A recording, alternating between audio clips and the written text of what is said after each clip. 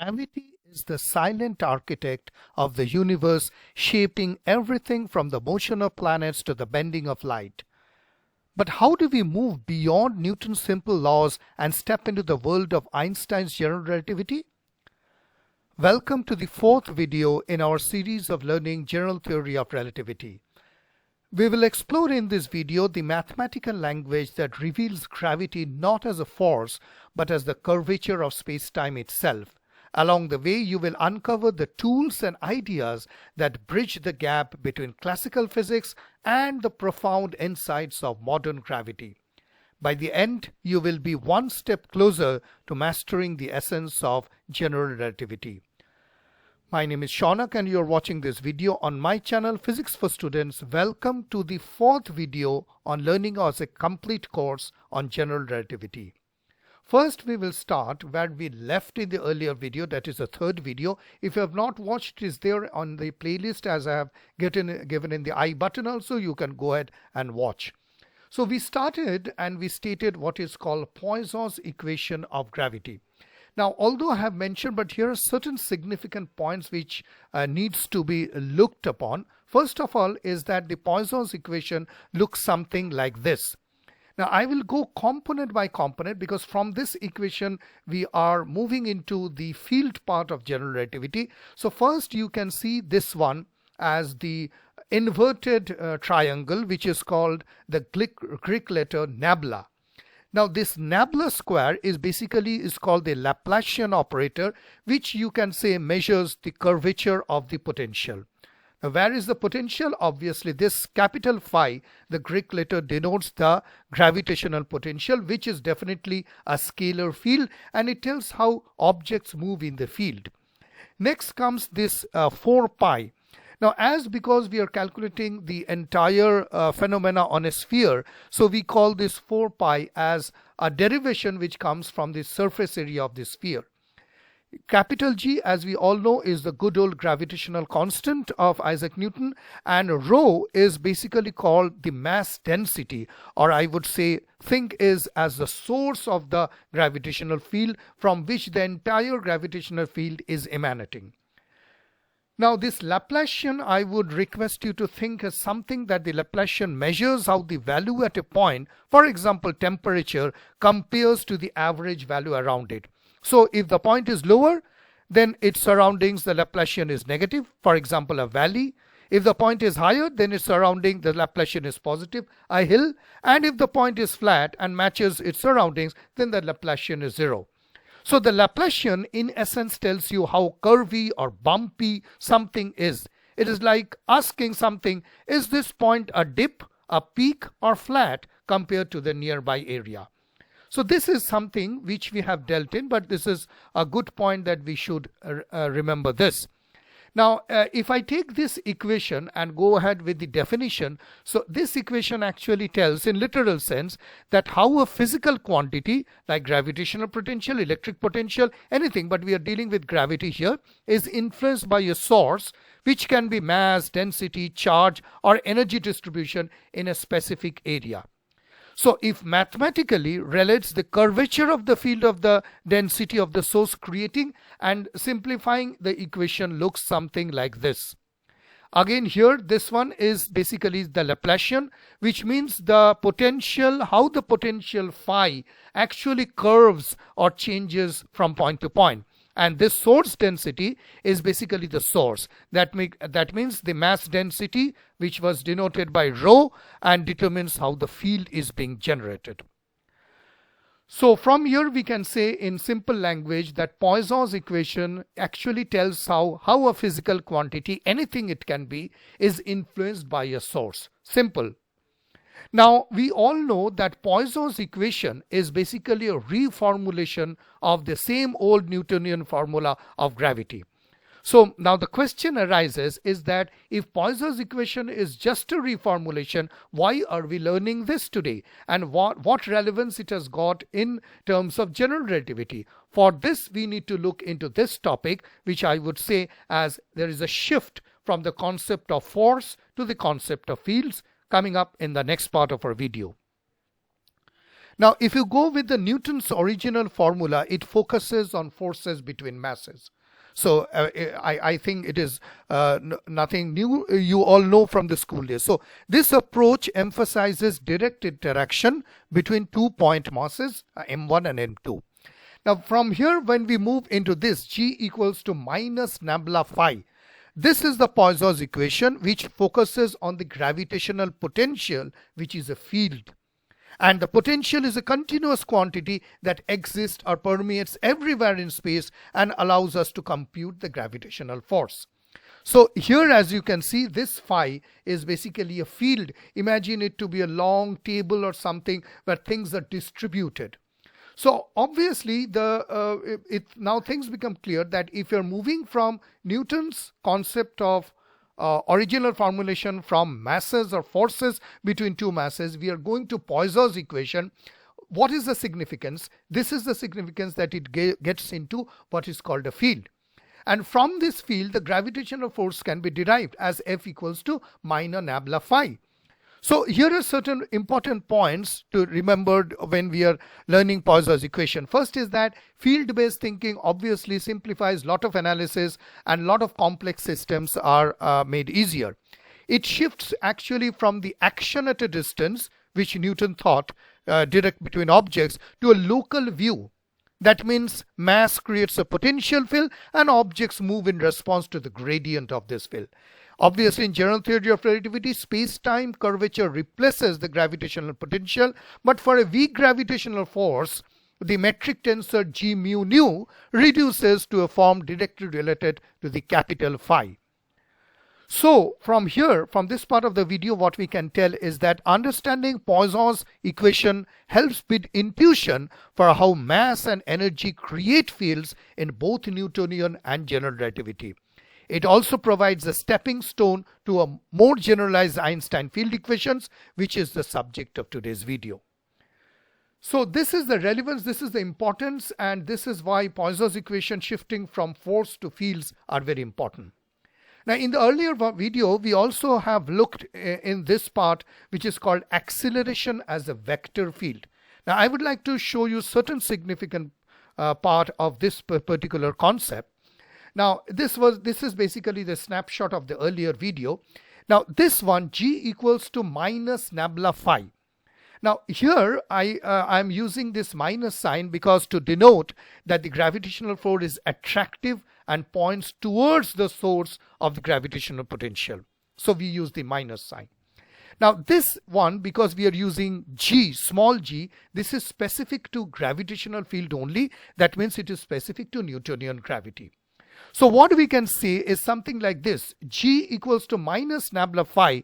This is a general relationship and it says something, for example, the ball rolling down the hill.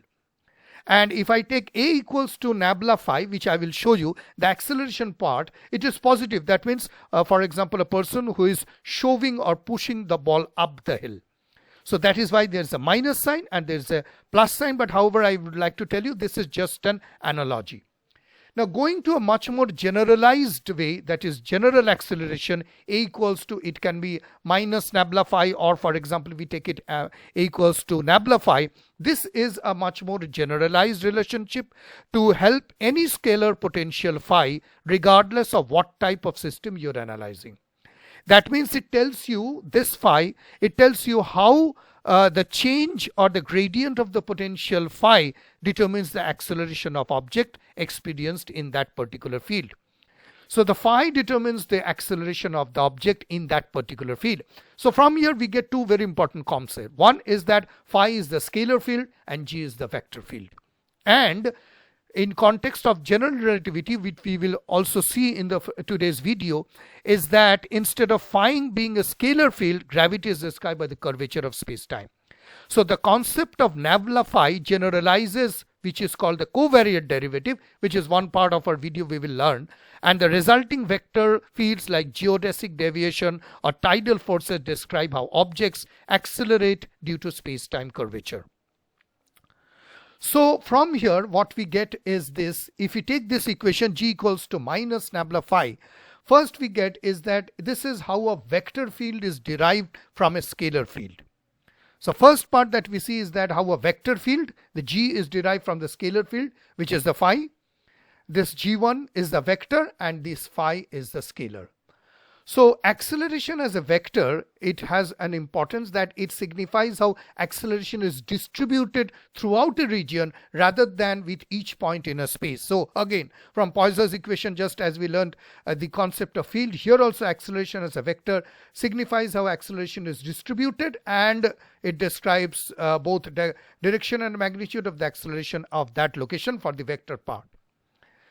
So from here, what we can do is that let us see step by step so where we go. So in Newtonian mechanics, acceleration we know is a second derivative of the position vector which corresponds to time. So we get A equals to d square r upon dt square.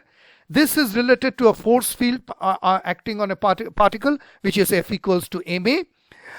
In gravitational field, Newtonian gravity, the acceleration of a test particle due to gravity of a field is determined by the gradient, which is A equal to minus nabla phi. This again satisfies the Poisson's equation, which is nabla square phi equal to 4 pi g rho, which we have just seen. And finally, we get to general relativity, which is a relativistic framework. Acceleration is a vector field arising in the context of geodesic equation, which you can see right on the screen. It is governed by this one, which is the Einstein field equations. So this is a kind of a step-by-step approach. We are taking acceleration as a second derivative. This has got impact on F equals to ma. Then we move into acceleration determined by the gradient. These gradients satisfy the Poisson's equation, which in turn the vector field shows the geodesic deviation, which is being understood by or governed by Einstein's field equation. So this is the importance of understanding acceleration as a vector field and how ultimately it leads to Einstein field equations. I mean to say it would lead to Einstein field equations. We come to the next part of our video where we talk about vector fields in flat space. Now first I'm mentioning flat space because I will show you how vector fields develop in flat space. Then we will move to vector fields in curved space, because that is the idea of general relativity. Now I want you to imagine a room filled with moving air. So this is the blue room, and here you can see the moving air which are coming. Now the air might move faster near an open window or above a hot radiator and slow around the corners, behind a bookcase or something like that. Now these are the x, y and z axis. Now say we could measure the velocity of the air at every point in the room, and we could express this in terms of Cartesian coordinate. I am taking the velocity of the wind as v, a vector quantity. It has got both magnitude and direction. So we can write obviously as this: v equals to v, x, y, z, which are the three coordinates, and then the components vx, ex, then vy, ey plus vz, ez. All the hats actually denote that they are unit vectors. So this means that v is a function of what? X, y and z obviously, and specifically the components vx, vy and vz are described by each function. So this is an example. Now we have described a vector field where every point in the room has a vector associated with that which tells the speed and direction of the air at that point. So suppose the position is x equal to 1, y equal to 2 and z equals to 3. So from where we just multiply and we get this, and we get the value as 2ex, 14ey plus 4ez, simple arithmetic calculation.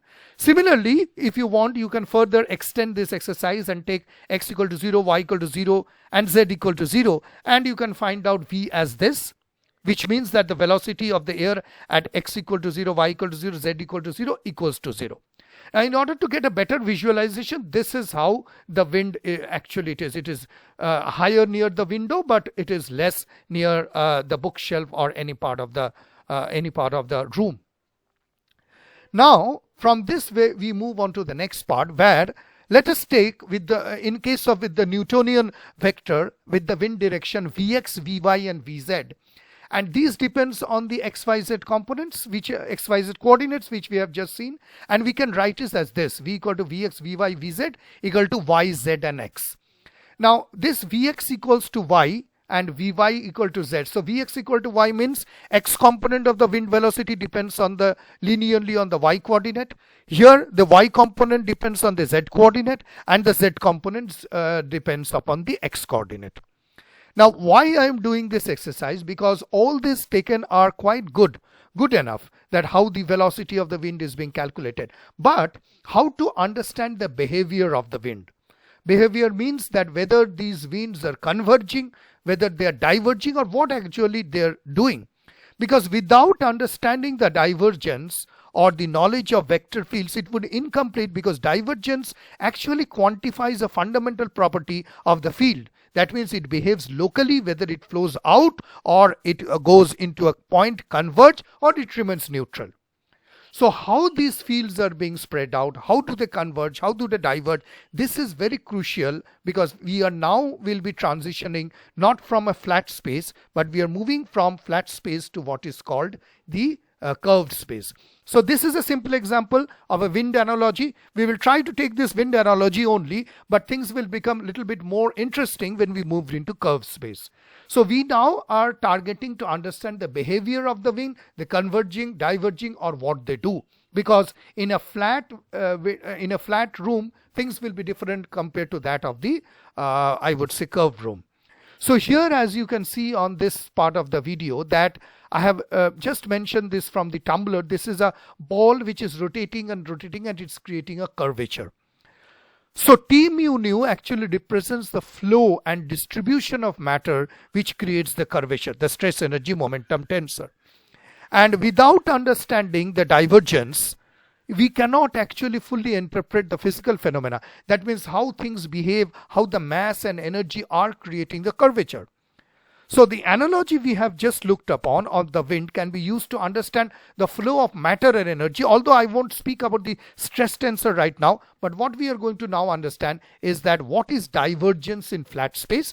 Once we understand this, then we can move into divergence in what is called curved space. Now, those who already know about the divergence of flat space, it is in simple terms. I have not written the exact scientific definition. You can say the rate at which stuff, it can be fluid, energy, or gravity, whatever, spreads out or converges or remains constant at a point in space. Now, this one is called the divergence in flat space. That means we are taking the Cartesian coordinates. So this del dot v, this is actually which is called the divergence operator.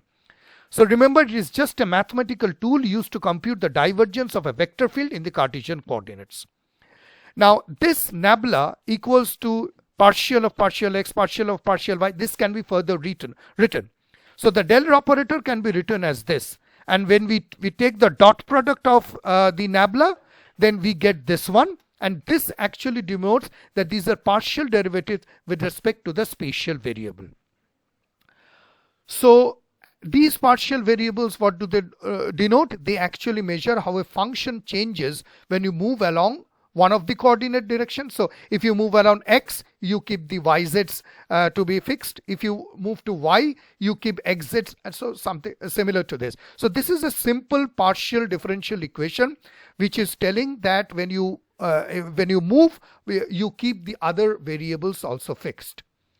Now there can be three types of divergences. First is the positive divergence, where del dot v measures the outflow of the vector field. It should be positive. The second is that it is a negative divergence. The negative values indicate a sink where stuff is converging. And we have got zero divergence, means that the flow is neither diverging nor converging at that point. What goes in equals to what comes out. So this is, in essence, we all know from electricity or Gauss's law of magnetism, etc. We know what actually divergence is all about. Now this divergence operator now has got certain important features which would be very important to mention before we go ahead. The first one is that this del operator, remember, it is not a number or a vector, it is just an operator. And when it is applied, it performs certain type of operations. For example, this one. If you apply nabla to a scalar field, for example, if I apply f, a function of x, y, z, it gives what? The gradient. It gives a gradient, a vector that points in the direction of the steepest slope increase of y, this one. The second one is called, if you take the dot product of nabla with a vector field, say Vx, Vy and Vz, it gives what is called the divergence, a scalar field that measures the spread. It's measured the spread or whether it is converging. The third one is called a curl. If you take the cross product of nabla with a vector field, it gives a curl that measures the rotation or the circulation of the original field. So the basic intuition behind this is that think of nabla to be a toolbox. Gradient measures the slope, divergence measures spreading or converging, and curl measures rotation or swirling. So this completes our discussion of divergence in flat space. Now before we go into divergence in curved space, we have to get hold of two very important and relatively new concept in general relativity. The first one is what is a covariant derivative, coming up into the next part of our video. Now the covariant derivative, if we take the general R3, the general Cartesian coordinate, then ordinary derivatives like this works perfectly fine. So this actually, the notation means that the partial derivative of the component V sub j of a vector field with respect to the coordinate xi. So this means, as I have written, the jth component of the vector field changes as you move in the ith coordinate. But remember, this actually works really well in a flat space, but not in a curved space. The moment we take a curved space, for simplicity I have just taken a sphere, the vectors as well as the components of the vectors, all of them takes a kind of a change in direction, they stretches, they squeeze, etc. So the basis vector themselves, here you will see the blue ones, they are not constant. So the components of a vector can change as you move around, and this is because the basis vectors themselves change direction in curved space time. And we get a partial differential equation, something like this. Now this is very important. I'm going to explain you this equation so that the concept of covariant derivative becomes clear. Now once you see the equation, first you see this part. So this is the basis vectors. Both Ej and Vj are basis vectors. Now when I talk of this part, what are we doing? Here you are differentiating the components of Vj of the vector V equals to Vj Ej with respect to the coordinates of xi. That means you are not considering anything in the change of the basis vectors, which is Ej. So that this term does not account any change in the basic vectors. It assumes the coordinate axes do not change as you move around the space because you are considering a flat space. Now I will talk of the second term, where here you can see that this Ej, which is actually the basis vector, now getting differentiated. Now this is actually the problem or the challenge. Earlier, again going back to the first definition, you will see that you are just differentiating the component. The term does not take into account for any change in basis vector. Basis vectors are the same. But here what I am doing, I am highlighting this in red. Here the basis vectors is getting differentiated with a partial derivative. So what we can say that the basis vector itself is getting differentiated, which depends on the coordinates and things as we change it. And the first term actually just looks at how the components of the vector change, but the second terms look how the basis vector themselves change as you move in the curved space, and this is something very critical. So the basic part is that each j just there remains unchanged because we are assuming flat space, case number 1. And for the second term, for case number 2, this term is actually causing a problem because the basis vector itself is changing. So we turn the page and we go into the next part, and here you can see this is what is called the covariant derivative. Now we got this new component nabla IV, and this can be written further as this. So the covariant derivative Vj with respect to xi can be written also in terms of the Christoffel symbol as this one. This actually denotes for the correction for the change of the basis vector due to what? Due to the curvature of spacetime. Obviously, because there is the curvature of spacetime, we need a differentiation we see that the basis of the vectors are getting differentiated. So for change in the basis vectors, if it is differentiated, we need a new term which is called the covariant derivative, and this is written in terms of Christoffel symbols, which we will come very soon, and this is responsible for compensating how the basis vectors change or rotate or whatever happens as you moved in the curved space. Now this is a very hand-wavy, or I would say a very simple intuitive concept of covariant derivative. However, there are more mathematics into that. We are not going into this. Now, having understood covariant derivative, we come to our main objective. That is, what is the divergence in curved space-time? Now first I would like to show you this equation. This is divergence in flat space. The left hand side denotes the divergence and the right hand side are basically the partial derivatives. Now what I am going to do is that this nabla mu, we already know that this is the covariant derivative. That means it accounts for change as well as the change of basis vectors.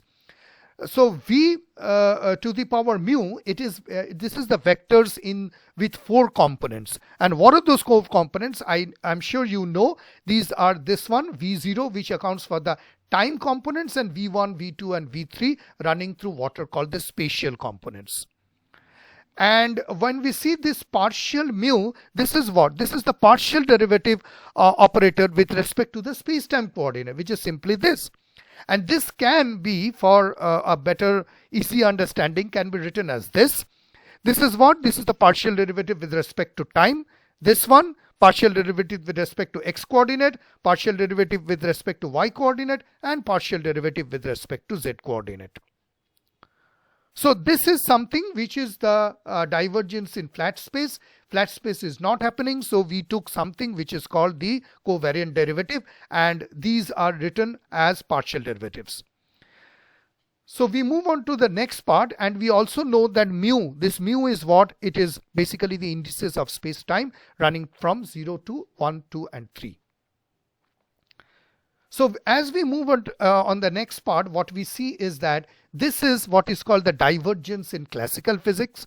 This is a simple equation which denotes divergence in classical physics, and there is no need of mu. Why there is no need of mu? Because it is just 1, 2 dimension or 3 dimension. We are not have arrived at Einstein's era when we are unifying space and time into 3 plus 1, 4 dimension. So that is why there is no mu component involved in it. This one actually denotes whether the fluid or the component converges or diverges. This entire part denotes the rates of the change of the vector field along with their respective directions. This is for the flat space-time.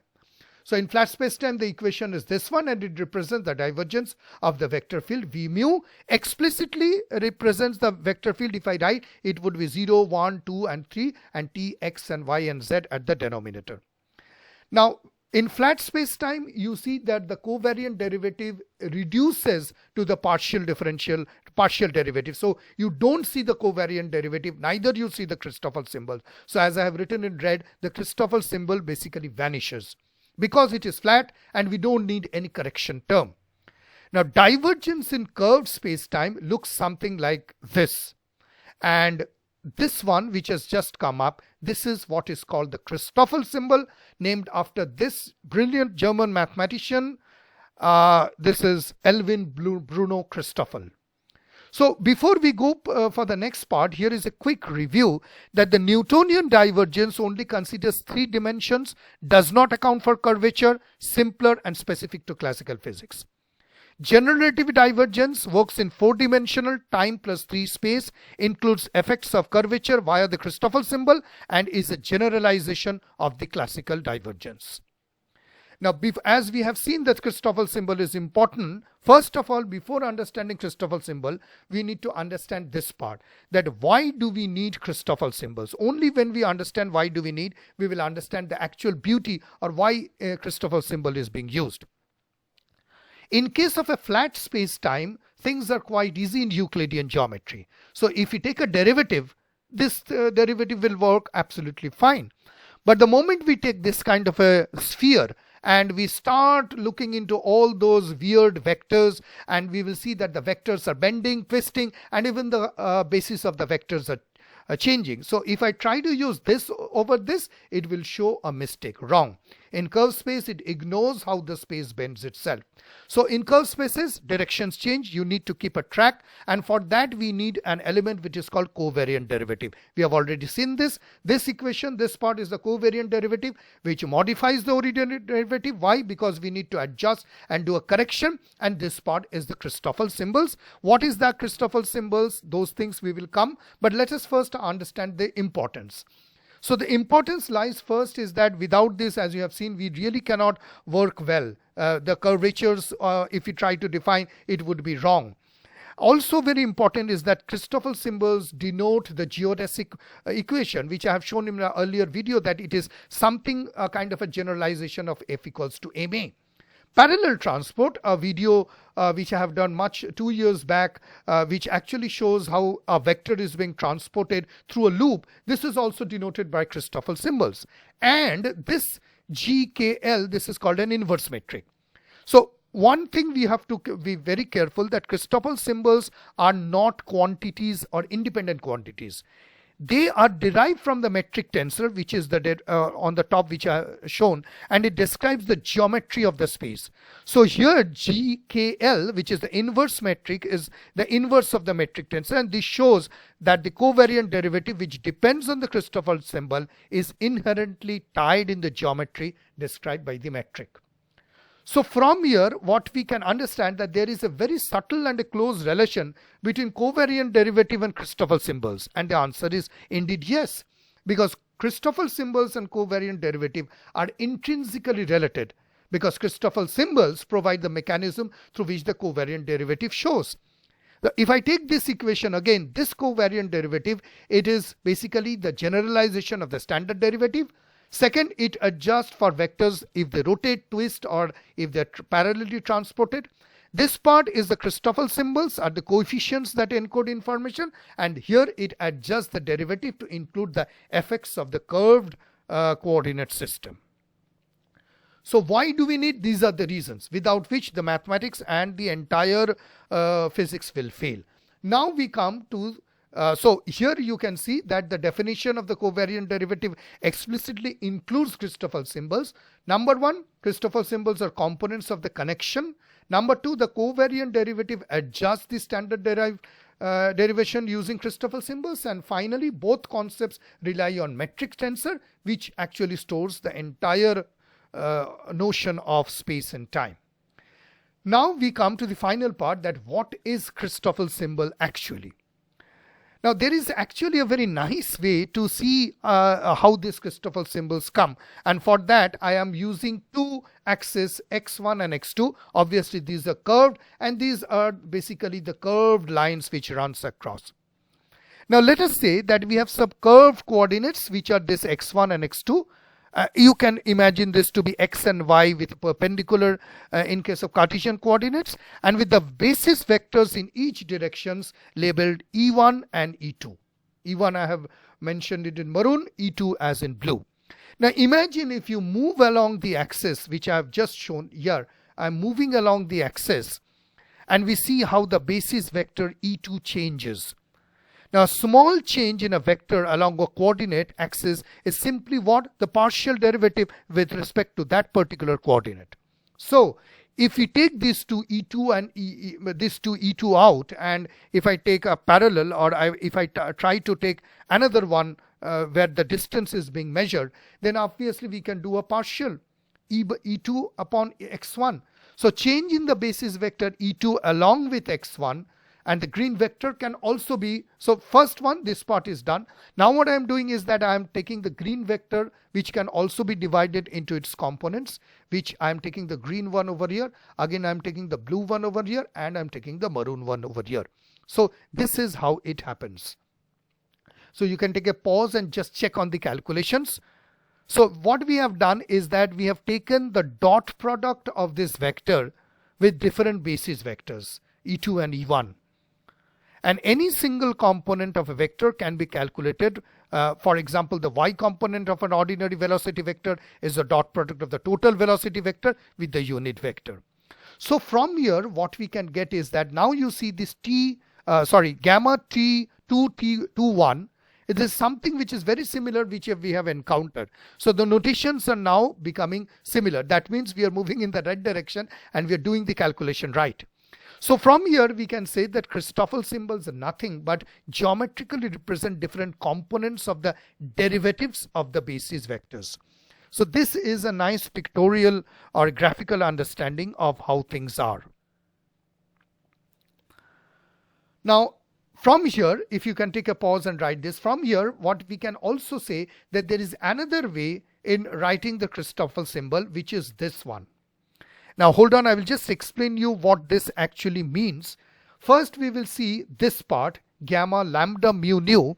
These are actually the Christoffel symbols and they describe the change in the basis vectors as you move through the manifold. For the time being, let us understand they tell how the coordinate basis vectors such as E mu changes with respect to coordinates. Now comes this component. This actually represents a basis vector in a given coordinate system. The index mu represents a specific component or direction of the vector. Then comes this E lambda. This is actually the contravariant basis vector associated with the coordinate x lambda. And this partial derivative, this is actually is the basis vector E mu with respect to the coordinate x nu. And this is describe how the basis vectors E mu changes in the direction of x nu. Now this is something very important. You see in the entire Christoffel symbol or covariant derivative, right now you don't see anything called x lambda or x nu. Now students, or sometimes you might get confused that why it is not there. This is because in differential geometry we work with what is called coordinate free expressions, and these are not written out. These are not written out. So they are not written out explicitly, but implicitly they are actually there. So from here, when we move to the next part, so first part, the left hand side part is done. And I will try to explain the first part a little bit more because this would summarize what we have learned. So here this equation can be interpreted as the rate of change of the basis vectors E mu with respect to the coordinate x nu projected where on the basis E lambda. So this is where you are really referring to how the basis vectors changes with the coordinates x lambda, x mu, x nu, but you have not mentioned over here because to make things easier, differential geometry actually takes this kind of an assumption. So I just showed you because otherwise you will be confused. Now we come to the second part of the equation. Here you can see this partial derivative is nothing. It is representing rate of change of the basis vector E mu with respect to x nu. Again a repetition. This Christoffel symbol again appears. So this gives the correction for the change of the basis vector, and this actually denotes how the basis E mu changes in the term. So now if you can summarize, so we are done. If you go back, now you see the first part is done. This is the summary, and then I have talked of the second part. So the first equation, if I take, this actually tells how the Christoffel symbols can be understood as the rate of change of the basis vectors, and the second part of the equation expresses the change of basis vectors in terms of a linear combination of the basis vectors E lambda. So these are how things actually happen. This is another way of writing Christoffel symbol. Now this is, I just wanted to make a note that there is certain abstract and hidden notation. So when you're writing this, it refers to direction rather than fixed values. Remember, because this would be more of a direction rather than 1, 2, 3. This partial derivative is here x nu is not mentioned because you're computing as you move along x nu. This Christoffel symbol are a measure of how things changes. Here you are the Christoffel symbol depends, but the specific coordinates x mu, x nu are not mentioned. Here also you are referring, but these directions or things are not being mentioned. And mu nu can also represent x, y, z time or anything. It can actually mean anything, any derivative or whatsoever. So this is abstract notation. Some students or viewers might find it confusing. So these are hidden, not explicitly written. Now there is another point of confusion in Christoffel symbol which I would like to clear, is that this particular symbol is actually a general Christoffel symbol. Lambda on the top, mu and nu. We will come to that when I will make a video on covariant and contravariant tensor. We will understand why this gymnastics of the indices are taking place. Now this is a general Christoffel symbol. So if you take the same analogy, mu and nu, which are actually denoting space and time, and then you start moving along v mu and v nu, and then you again take the vectors outside and do the partial derivative, you can do that. I've just mentioned so that things become clear. You can draw an analogy from the earlier one. Now it tells us how the coordinate changes and resulting on the lambda basis vector.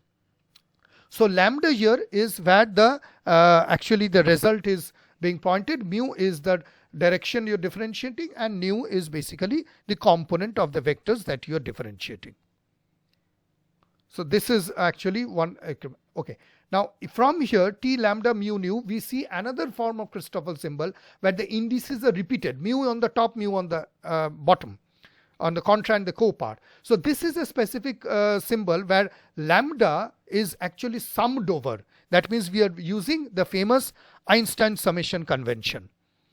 So the notation appears when we need to do a trace of the Christoffel symbol, meaning you're trying to sum over the diagonal components. So this is what I was telling. So the gamma lambda mu nu specifies a single Christoffel symbol component, and you can imagine it is as a summation over the diagonal trace of the Christoffel symbol. It is one number which is given. And if I take this one, lambda mu on the top and mu on the bottom, that involves the summing over of mu. It involves summing over of the mu, and you can take that this actually sums over all the possible values of mu, giving one number for each nu. So you might get confused at what is a Christoffel symbol of two types, why it is so.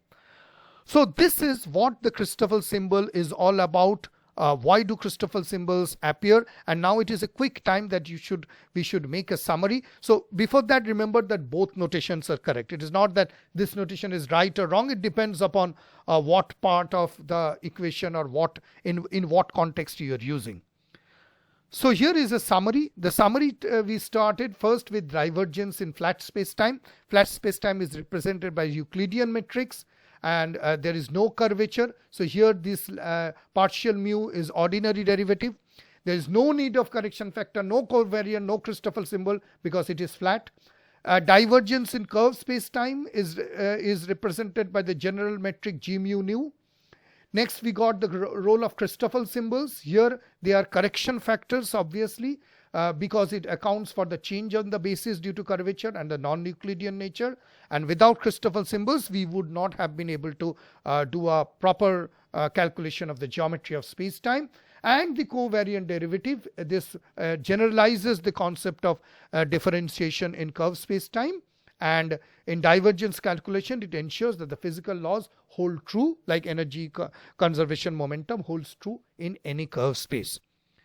So that's all. Yes, I know it has been a very extensive and a video which contains a lot of mathematics. So I would like to take time to thank you very much for taking your time and watching this video. If you have liked, please do click on the subscribe bell icon on my channel Physics for Students, and click on the bell icon so that you get all the notification from Physics for Students channel whenever I update on any videos.